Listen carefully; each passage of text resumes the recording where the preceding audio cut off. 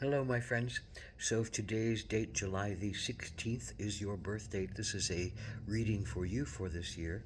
It's a four-card pull.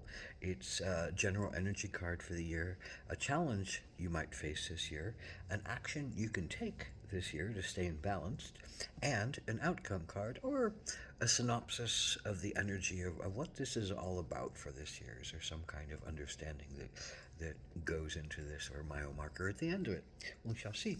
So this is your general energy card for July the 16th. This is the desert.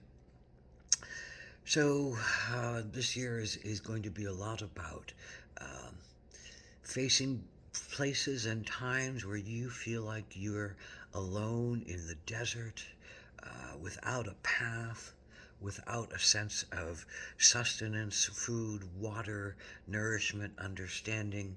It's a harsh condition. It's a place of looking within yourself, uh, that you feel has a sense of barrenness and drought and hardship and challenge to it. But there's also that magical sense of what the desert brings that you have to look at this year.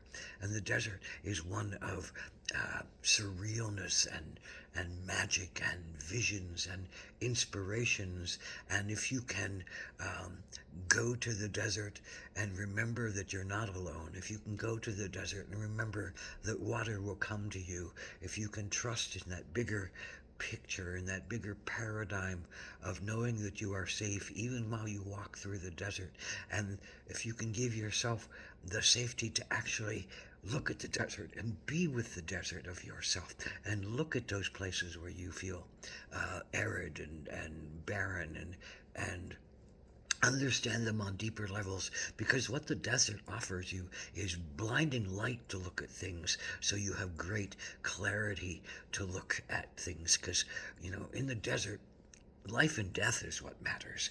And when you put things in perspective against death versus life, then you sort out what is really important to you and what really is ready to be healed, and what you can offer your light into.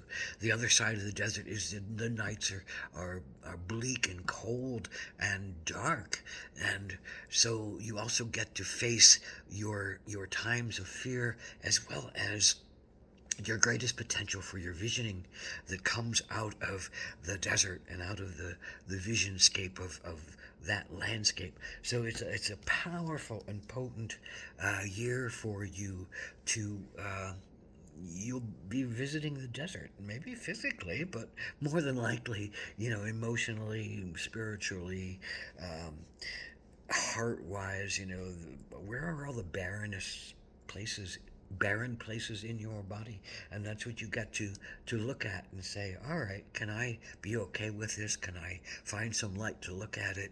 Can I hear the visions and the intuitions that come out of the darkness of it? Can I not fear it so much and not fear it as something that's going to kill me and going to make me thirst and hunger and feel alone all the time?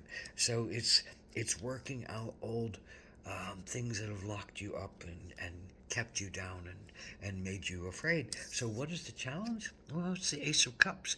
The challenge is to be your most loving and authentic and joyful and pleasure filled and giving and receiving person. This is all about water. This is about your emotions. This is about your intuitions. This is about your relationships with others. In its upright sense, the Ace of Cups is one of being, charismatic, full of life, able to give, able to receive, able to laugh, able to dance, able to find pleasures in life, simple pleasures or intense pleasures, whatever that means. Tasting, tasting the things that appeal to you and learning how to say, well, I don't need that in my life. So pushing things away from you that don't appeal to you, drawing things into you that appeal to you. So this is the challenge this year of being that kind of person that you actually already are. And why do you need to dismiss or negate yourself?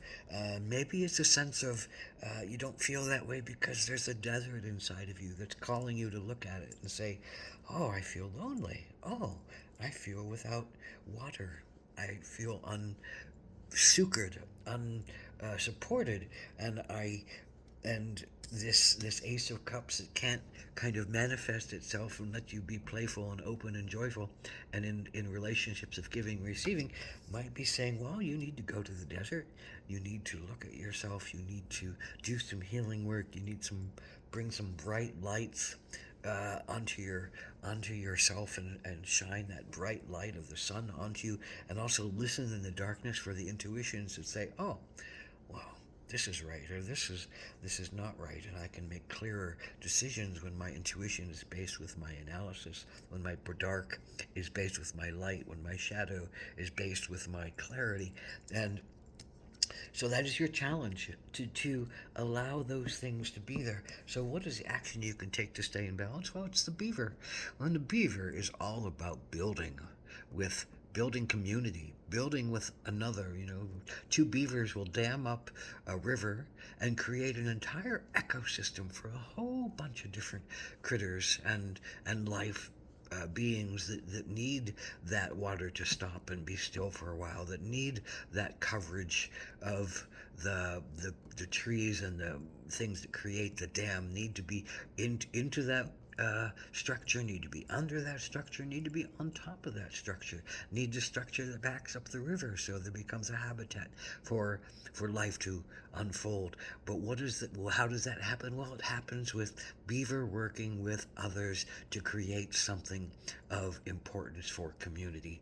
So joining with others is the action to take, joining with community to build something that's important with you. Physically getting into the building, maybe it's not physical, but it more than likely is physically building something, lending your mind, your hands, your heart, yourself to something that is important to you and the people that you are with, that you agree with and want to join together to build something of mutual uh, appreciation and mutual support and mutual thriving. So the more you can step out of yourself, Ace of Cups that can't step into themselves, the more you can go to that desert and do some healing work, the more you're able to lend your hand in support. And maybe lending your hand in support in the first place is the thing that takes you through the desert in a much easier way, because you understand that you're not alone, and you understand that you have plenty of water, and you understand that there's a whole ecosystem that you can tap into in your sense of relationship, giving, receiving, smooth flowing energies, understanding yourself against your selflessness of service, in essence, with the beaver, to build something important for the community. So where does this all take you? Well, it keeps bringing you back to you again as the Ace of Cups, you again as a being who holds sacred water, you again who are connected into the sacred spiral of life and growth and thriving, and that you are a water carrier, and that you will never thirst in the desert if you know how to carry your water, if you know how to carry your belief systems, if you know how to carry your love, if you know how to carry your being, recognizing you will never thirst, you will never hunger, you'll never go without, if you offer yourself up to the healing of the world, and the healing of the world again through water, through giving and receiving, through play and joyfulness, through emotions that are happy and loving and sharing, and through the greater sense of intuition and the balance that intuition brings into one's life. We can't stay always in our minds. We have to balance our intuitions. We have to go into the desert and see where we're arid, and see where we're barren, and carry our water to it, and carry our forgiveness to it, and carry our love to it, and recognize that in the biggest picture of life and death, a lot of the stuff that we hold on to as our pain is not really that important. It's a good teacher, but it's often not the things that we really need to hold on to.